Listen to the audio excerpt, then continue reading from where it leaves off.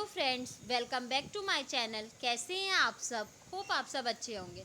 जैसा कि आप सबको पता है, ये हमारी बिजनेस स्टैटिस्टिक्स की सीरीज़ चल रही है, जिसमें आज हम अपना नेक्स्ट टॉपिक पढ़ने वाले हैं, जो कि है टाइप्स ऑफ स्टैटिकल यूनिट। इसके पहले हम लोग देख लिए स्टैटिकल यूनिट का मतलब क्या होता है। अब हम इसमें देखेंगे कि स्टैटिकल यूनिट किस किस टाइप के होते हैं।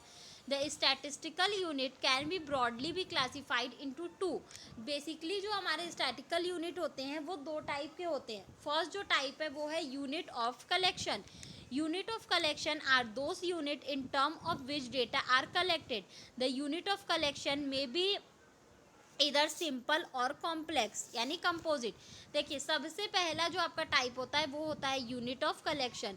यूनिट ऑफ कलेक्शन वो यूनिट होता है in term of which are data are collect. जिस टर्म में डेटा को कलेक्ट किया जा रहा है उसको हम लोग बोलते हैं यूनिट ऑफ कलेक्शन। ये या तो सिंपल भी हो सकता है या तो आपका कॉम्प्लेक्स भी हो सकता है, थोड़ा टफ भी हो सकता है। अब इसका जैसे एक एग्जांपल देख लो, सिंपल और कंपोजिट क्या होता है। जैसे कि a simple unit is one which represent a single condition without qualification. एक सिंपल यूनिट क्या होता है? जो कि एक सिंगल कंडीशन को रिप्रेजेंट करता है बिना किसी क्वालिफिकेशन के। जैसे आप किसी चीज़ को मेज़र करने जा रहे हो, किसी डेटा को कलेक्ट करने जा रहे हो, तो सिंपल यूनिट में आप उसको मेज़र कर रहे हो। जैसे कि आर में कर रहे हो, किलोमीटर में कर रहे हो, केजी में कर रहे हो, ग्राम में कर रहे हो, लीटर में कर रहे हो। तो ये आपका क्या हो गया? सिंपल यूनिट ऑफ कलेक्शन हो गया। अब कंपोजिट यूनिट या कम्प्लेक्स यूनिट क्या होता है? A composite unit is one which is formed by adding a qualifying word to the simple unit.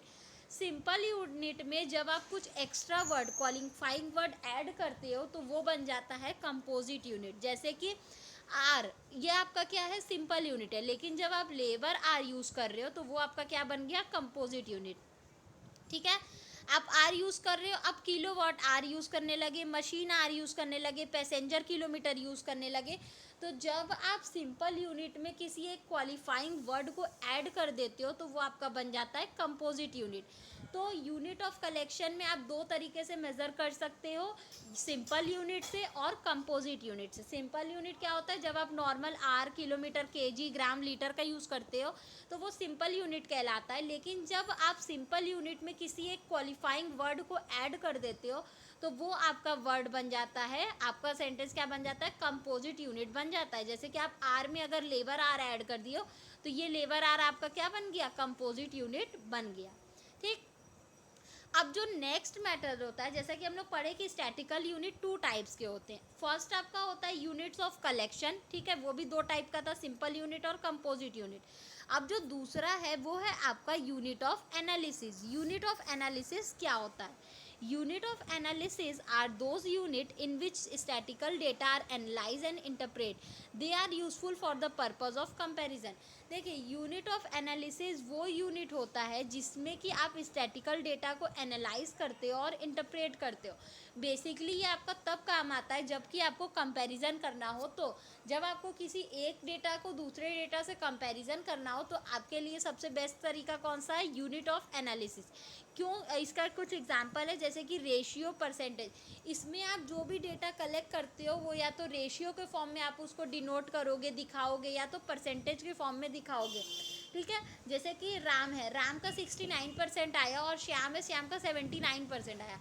तो जब आपको राम और श्याम के बीच कंपैरिजन करना होगा तो आप बहुत ही आसानी से कर सकते हो, क्योंकि क्या है, राम और श्याम का जो भी डेटा कलेक्ट हुआ है वो परसेंटेज के फॉर्म में हुआ है।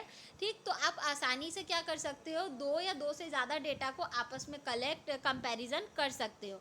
ठीक, तो जब आपको कंपैरिजन के लिए करना हो तो आप क्या सेलेक्ट करो? कौन से मेथड को यूज़ करो? यूनिट ऑफ एनालिसिस मेथड को यूज़ कर सकते हो। तो बेसिकली ये हमारे दो टाइप थे स्टैटिकल यूनिट के। कौन कौन से? यूनिट ऑफ कलेक्शन और unit of analysis. Unit of collection आपका दो तरीके से हो सकता है, एक सिंपल यूनिट, एक कंपोजिट यूनिट। और यूनिट ऑफ एनालिसिस में आप रेशियो, परसेंटेज और भी बहुत सारे मेथड यूज़ कर सकते हो। होप आपको ये टॉपिक समझ में आया होगा। फिर भी किसी को कहीं कोई भी प्रॉब्लम हो तो आप मुझे कमेंट सेक्शन में कमेंट करके पूछ सकते हैं। Thank you so much. Please like, subscribe and share my channel. और हाँ, किसी को भी अगर इस सब्जेक्ट या किसी भी सब्जेक्ट के, चाहे वो बीकॉम हो, एमकॉम हो, एमबीए हो, क्लास 11 12 हो, 9 10 हो, 6 to 12 हो, यूपीएससी के कोई अगर सब्जेक्ट हो, जिस भी सब्जेक्ट के किसी को भी अगर नोट्स चाहिए तो आप मेरा डिस्क्रिप्शन बॉक्स चेक कर सकते हो। Thank you so much.